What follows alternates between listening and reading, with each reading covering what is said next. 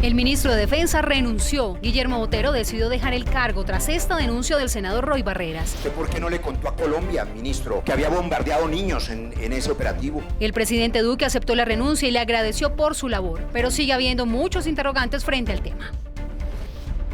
¿Por qué se aplazó la subasta de Electricaribe? Pues mover la fecha de conocer cuáles o quiénes serán los nuevos o el nuevo operador de Electricaribe. Los usuarios de esa empresa se preguntan qué pasará con el servicio que sigue presentando graves problemas. Y ahora, ¿quién definirá si los niños en Colombia llevan primero el apellido materno o el paterno? Siempre el de la mamá es el que vale más. Hablaremos con el demandante de la norma tras el fallo de la Corte. Esto es Sala de Prensa.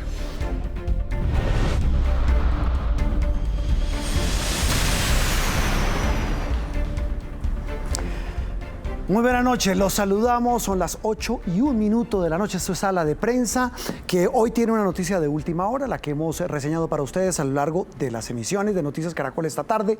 La renuncia del ministro de la Defensa, Guillermo Botero, esta noche la presentó ante el presidente de la República 24 horas después de las muy duras y delicadas denuncias del senador Roy Barreras por un bombardeo contra disidencias de las FARC en el departamento de Caquetá, en el que murieron 8 menores de edad. Para analizar esta noticia, me acompañan a esta hora en vivo Pedro Viveros, es analista de Blue Radio, de Voz Populi, y María Alejandra Villamizar, de nuestro equipo de Noticias Caracol. Pero ya voy a ir con ustedes, María Alejandra, Pedro, gracias por acompañarnos. Recordemos antes la denuncia que hizo Roy Barreras. Ministro, usted le escondió a Colombia que ese día de septiembre bombardeó 7 niños y murieron 7 niños, que quizás son 4 más. ¿Usted por qué no le contó a Colombia, ministro, que había bombardeado niños en ese operativo? ¿Usted por qué le escondió eso a Colombia o no le contaron sus hombres? Bueno, el ministro de la Defensa respondió ahí mismo, y aunque sus respuestas no terminaron de convencer al país, afirmó, por ejemplo, que los responsables de que hubiera menores en el lugar eran los disidentes de las FARC. Y serán sus miembros quienes deberán responder por utilizar menores de edad. Esta fue una operación lícita, hecha con toda la rigurosidad del derecho internacional humanitario y con acompañamiento de la Fiscalía, que desde un principio conocía de la operación. Bueno, estas declaraciones pues fueron el epílogo de una jornada muy difícil, les repito, que arrancó anoche en ese debate de moción de censura donde se conoció esa explosiva denuncia de la muerte de estos menores. Este tema, pues obviamente indignó al país, que las fuerzas militares, que su ministro de la Defensa no le hubiera contado a Colombia que en ese bombardeo de agosto pasado habían muerto 8 menores de edad, no 7, como dijo Roy Barreras, 8 según un comunicado que entregó hoy la Fiscalía General de la Nación. Muchos rostros, muchas reacciones y muchas frases. Una de ellas, la de uno de los padres de una de las menores que murió en el bombardeo. Esto nos dijeron hoy a Noticias Caracol. Mi hija no era ninguna guerrillera ni nada. Lo que quiero es que limpien el nombre de ella. Ella lo único que manifestaba era que ella quería ser una futbolista profesional para que mañana ayudarnos a estudiar lo máximo. Dijo que si yo le pedía a la universidad, yo pues ahí trabajando, así sea al día, pero de alguna manera nosotros le damos el estudio hasta donde más alcance. Bueno, 8 de la noche, 4 minutos, viendo las tendencias en redes sociales, pues las primeras 4 tienen que ver con la renuncia del ministro de la Defensa, con las reacciones políticas, las que ustedes veían hace algunos instantes en Noticias Caracol en nuestra edición central. Pero para tratar de entregarles a ustedes, nuestros televidentes, más elementos de juicios, les decíamos que nos acompaña María Alejandra Villamizar, periodista de Noticias Caracol, y Pedro Viveros, analista de Blue Radio. Arranco con María Alejandra. Bueno, ¿le quedaba alguna alternativa al ministro? María Alejandra, buenas noches. Buenas noches, Juan Roberto. Realmente no.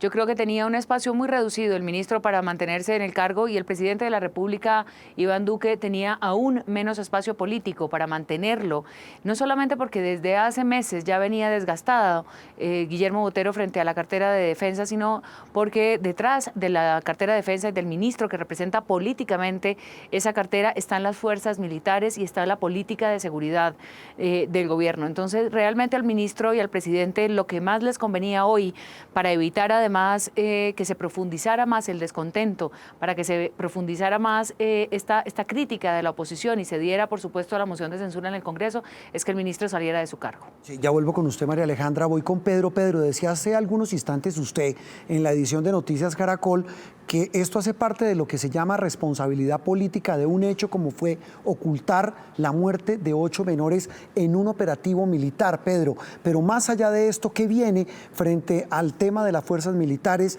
frente al tema de los operativos y frente al tema del reclutamiento de menores? Buenas noches, Pedro. Juan Roberto, lo cierto de este caso es que el gobierno tenía una responsabilidad política, ya se supo, el ministro renunció. Gobernar es el arte de saber escoger, Juan Roberto. El presidente tenía que escoger después del 27 de octubre si se quedaba con el ministro dentro del gabinete o si se le caía la ley de financiamiento que está próxima a votar. El presidente y el gobierno escogió que después de la derrota del 27 de octubre en materia política, era preferible sacrificar al ministro de Defensa que hundirse la ley de financiamiento. Esas son consecuencias políticas de saber escoger. María Alejandra, ¿comparte usted la tesis de Pedro sobre el tema de esta responsabilidad política y este cálculo que se supone hizo el gobierno y el presidente en especial para sacar al ministro de la Defensa? Pues sí, no, yo creo que por supuesto la responsabilidad política asistía a este debate, pero es que llegamos a un punto mucho más profundo de la discordia política que puede haber entre una decisión de mantener al ministro, porque lo que se planteó en el debate de ayer tocó la fibra más profunda de un país y de una sociedad que está muy sensible frente al tema del conflicto armado. Mire, es la primera vez que yo personalmente, que llevo 25 años, de todos nosotros llegando el pulso del conflicto y de la paz y de la guerra, se suscita una indignación de tal nivel por un operativo militar que dio de baja, sí, a unos miembros pertenecientes aparentemente de un grupo residual, de un grupo armado ilegal, pero es que son niños. Y recordemos que a los niños el reclutamiento es un delito, es un crimen, y por supuesto que la culpa es de los delincuentes, de quien lo comete.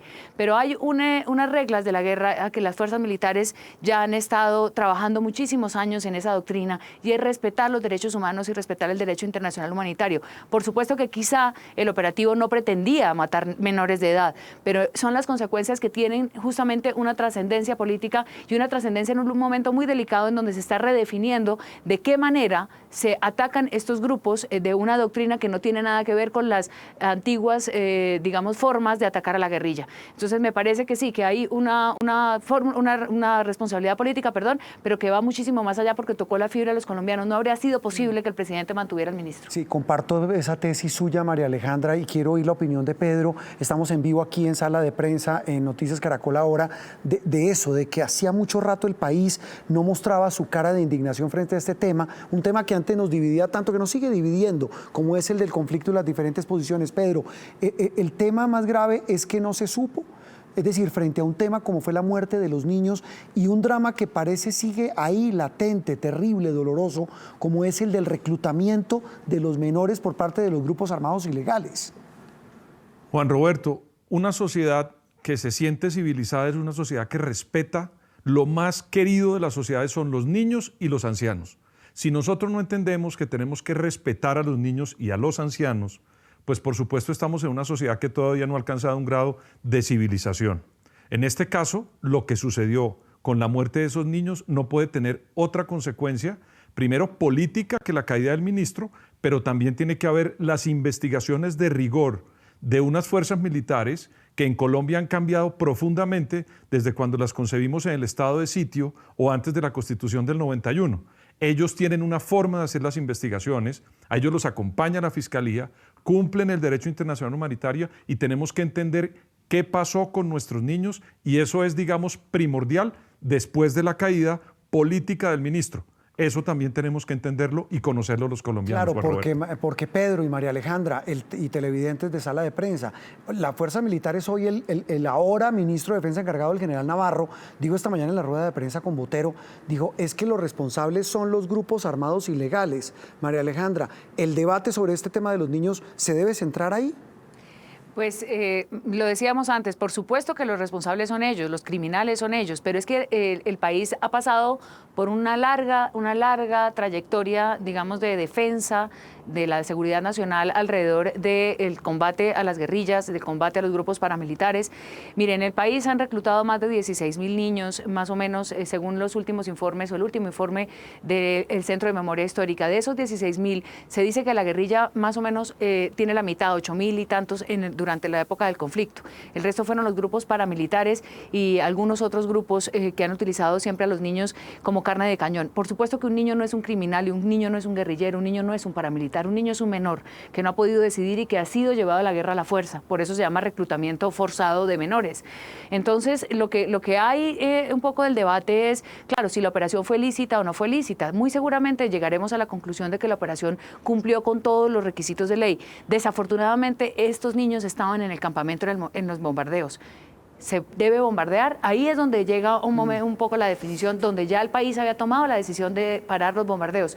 ¿Cómo se va a combatir entonces a estos grupos disidentes? Y ahí es donde está la definición más de fondo para el presidente Duque en este momento. Esa es la gran pregunta, ¿cómo va a combatir y a frenar el crecimiento para que estos ejércitos de menores no se vuelvan a armar otra vez en el país? Sí, es que uno podría decir ahí, María Alejandra y Pedro, que un niño es una víctima, ustedes lo dicen, estamos clarísimos en eso, es una víctima cuando es reclutado a la fuerza, cuando es metido en el conflicto y en la guerra, y su muerte pues es dolorosa y nos lleva a profundas reflexiones. Una cosa final para los dos, para una frase sobre el tema, ya sobre mecánica política, la moción de censura. Ya Roy Barreras dijo esta noche, mire, yo voy a hablar con todas las bancadas para que no haya necesidad de que vayamos a ese tema la próxima semana a votarla. Pero más allá de eso, el golpe que sufre el gobierno, el golpe de credibilidad que sufren las fuerzas militares. Pedro, arranco por usted. Las fuerzas militares en Colombia es la organización más querida y respetada en Colombia. Eso lo sabemos todos hace muchos años. Y ellos saben que tienen que garantizar que haya operaciones militares donde toca, respetando el derecho internacional humanitario. ¿Qué me parece a mí? Que en este momento tienen que escoger un ministro de defensa que conozca de la política y que sepa de defensa. Aquí no se puede improvisar más con personas que vienen o de los gremios o de unos sectores a aprender dentro del Ministerio de Defensa.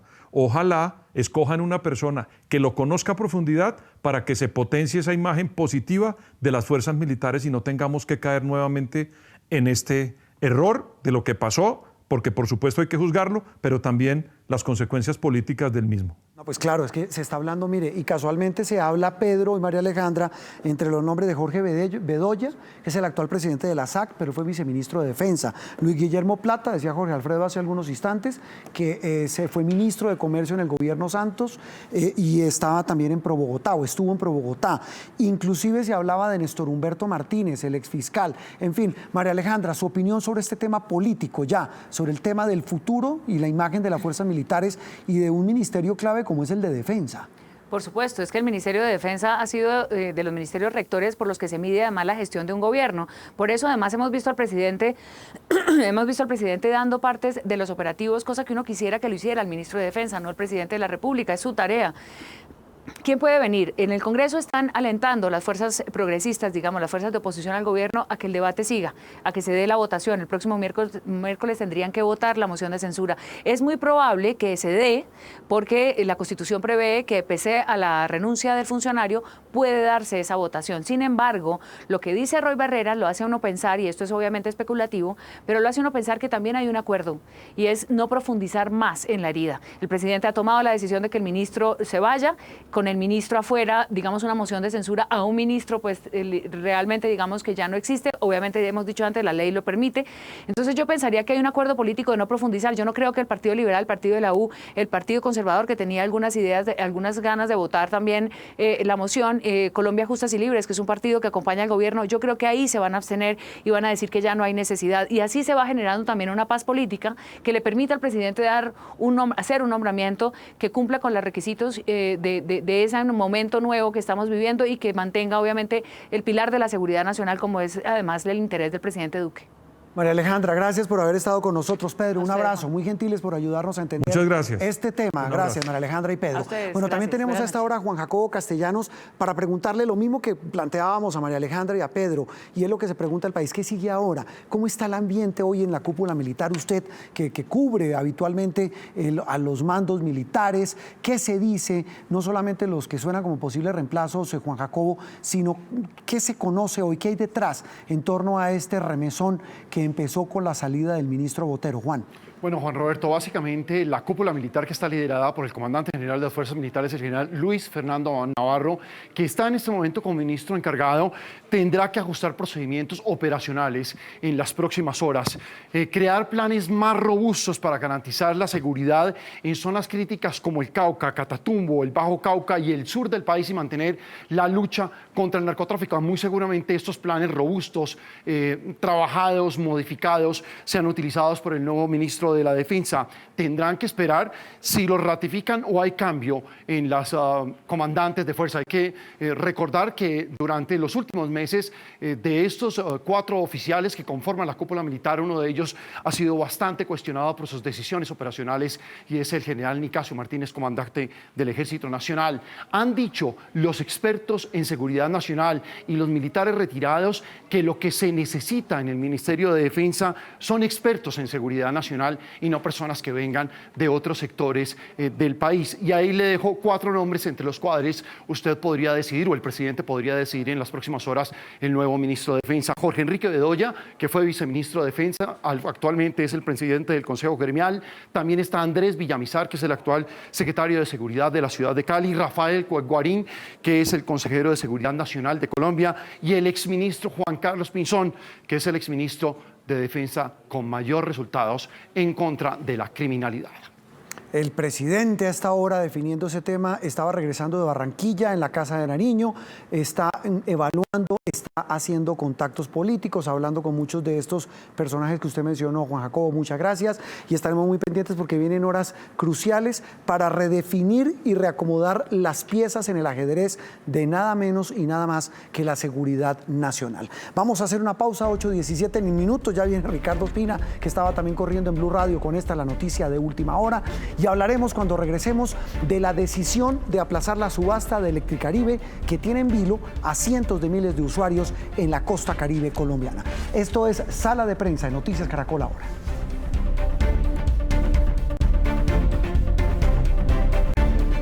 Muy bien, avanzamos esta noche. Qué día tan movido hoy en Noticias y sobre todo en un tema tan difícil como este del bombardeo, las revelaciones que se dieron en el debate de moción de censura al ministro Botero, la muerte de los niños, la noticia que el país no conocía, y pues estamos esperando qué ocurre. Mientras eso pasa, hablemos de otro asunto, Ricardo, el tema de las subastas para buscar un nuevo operador de Electricaribe que estaban programadas para el 3, el 6 y el 12 de diciembre fueron aplazadas. Fueron aplazadas, Juan Roberto, dice la Superintendencia de Servicios Públicos, por cuenta de la caída de la ley de financiamiento en la Corte Constitucional. El gobierno anunció que al final van a realizar las subastas a finales de febrero del año entrante. Sí, señor. Ya le vamos a preguntar al Superintendente de Servicios Públicos las razones de esa decisión que se aplaza hasta febrero del año entrante. Pero antes, escuchemos la preocupación de los usuarios que siguen esperando, decía Ricardo hace un rato, una solución definitiva. Cuando una vez se va la luz, cuando viene fuerte, se queman los electrodomésticos ya. Cuando no la quitan todo el día, la quitan en la noche, toda la noche. A veces duramos hasta 2 días sin luz. La gente, el tema de la gente, ese es el drama más importante. Imagínese usted en la costa caribe, en cualquier municipio o ciudad, a 35 grados, sin luz para la nevera, sin luz para el ventilador. Para el abanico. Para el abanico, como le dicen ellos. Es muy difícil, es un drama. Así no se puede. Bueno, para ampliar este tema tenemos a la Superintendente de Servicios Públicos, Natasha Avendaño García. ¿Por qué decide el gobierno aplazar la subasta de Electricaribe? Porque necesitamos tener la certeza del trámite que está corriendo en este momento. La ley de financiamiento que fue declarada inexequible hace un par de semanas por parte de la Corte Constitucional. Necesitamos saber si a final de año va a estar aprobada para poder tener unas normas tributarias que nos garanticen una certeza en materia de la valoración con la que los interesados van a poder ofertar positivamente por la compañía o por las dos compañías segmentadas. Sí, superintendente, usted entenderá que esto ha causado una reacción de mucha preocupación en la costa Caribe, los nuevos alcaldes, los nuevos gobernadores. Hoy muchos se preguntan si esto va a causar un nuevo aumento en las tarifas, que esta demora de Electricaribe va a aumentar el precio del recibo durante los próximos meses. No, las tarifas son totalmente independientes del proceso de selección de los nuevos operadores.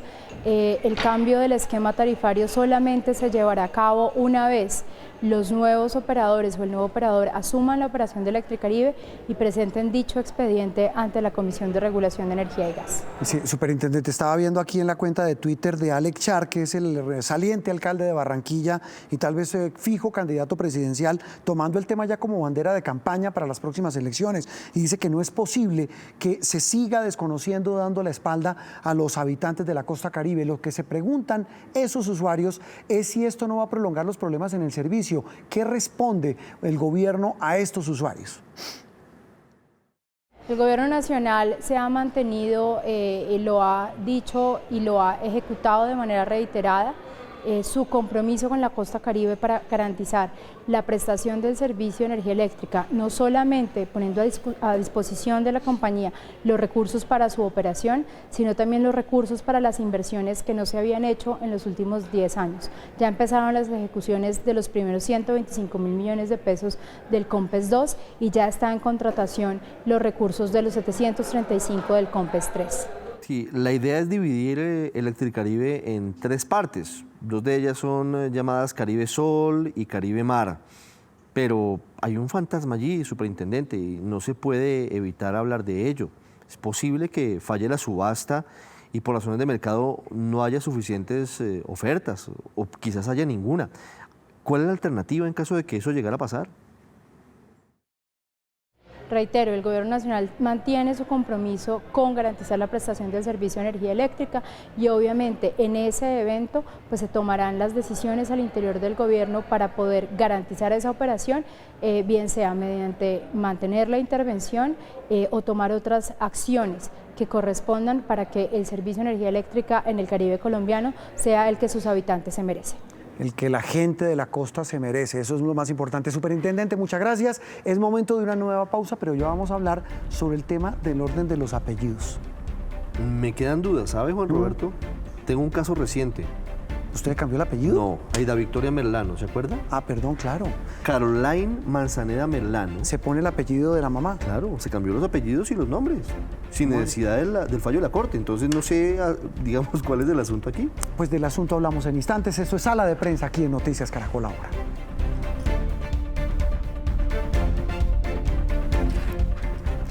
Seguimos en Sala de Prensa en Noticias Caracol. Sus apellidos son Ospina. Ospina Beltrán. Ospina Beltrán, Vargas Vera.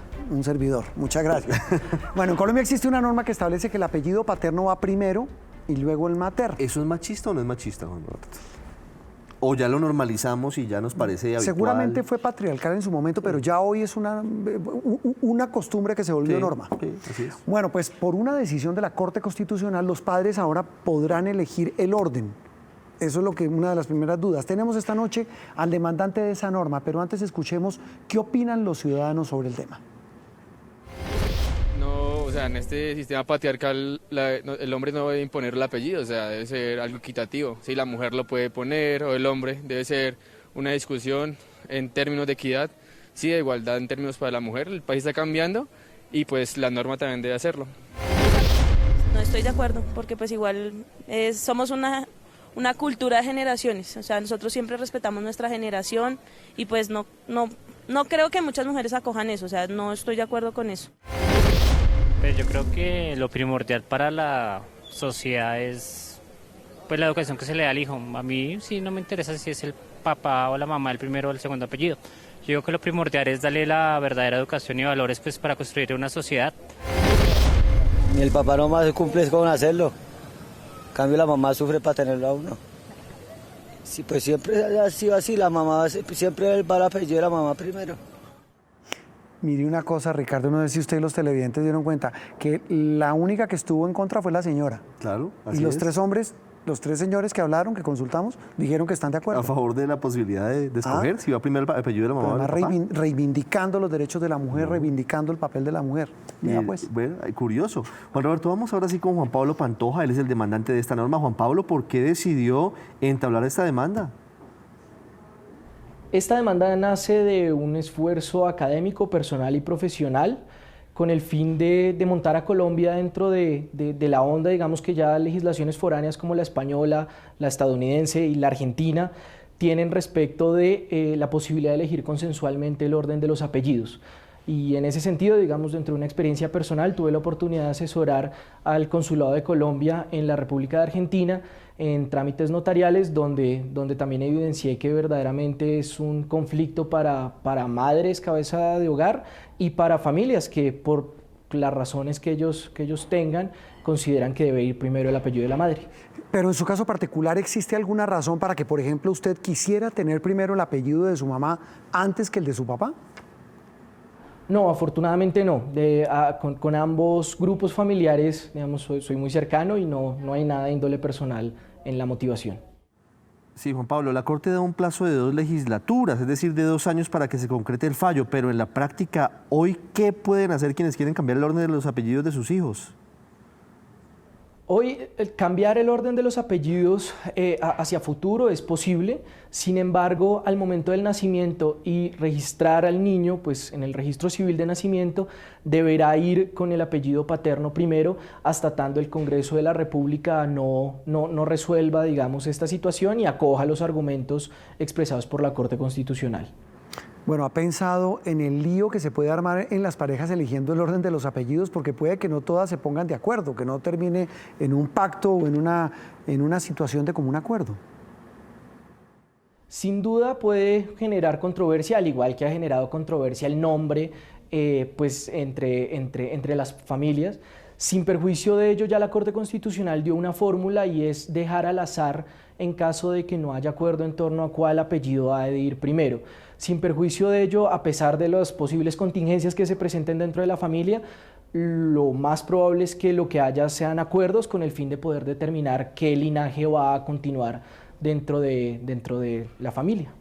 Ese es Juan Pablo Pantoja, el demandante que logró que la Corte fijara en un fallo histórico que el orden de los apellidos lo pueden alterar, lo pueden cambiar los papás de los niños. Todavía hoy hay algunas familias que consideran que si no tienen un hijo varón, pues se pierde el apellido. Entonces, con este fallo, pues de alguna manera no es necesario que sea un hijo, porque si tiene una hija, una niña, ya puede hacer el cambio de los apellidos, digamos. Claro, súmele otra cosa, Ricardo y televidentes, y es que cuando ya usted es mayor de edad, puede ir a una notaría y cambiarse el apellido. Claro, claro, usted puede hacerlo. Que es lo que yo le planteé claro.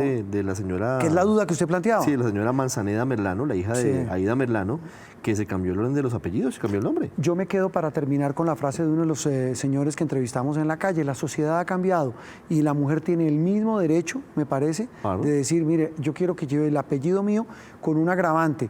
En Colombia, así como hay padres muy responsables, también hay papás muy irresponsables. Claro. Y hoy la mujer ha asumido un papel valiente, o al menos se visibiliza más el papel de la mujer, que es cabeza de hogar. Claro, y no tendría por qué haber una limitación para que el hijo lleve el apellido primero, el apellido de la mamá. Faltaría más. No, Ricardo, nos vemos. Claro que sí, Juan Roberto. Muy amable. A ustedes, muy queridos también por acompañarnos. Esto es Sala de Prensa en Noticias Caracol ahora. Feliz noche.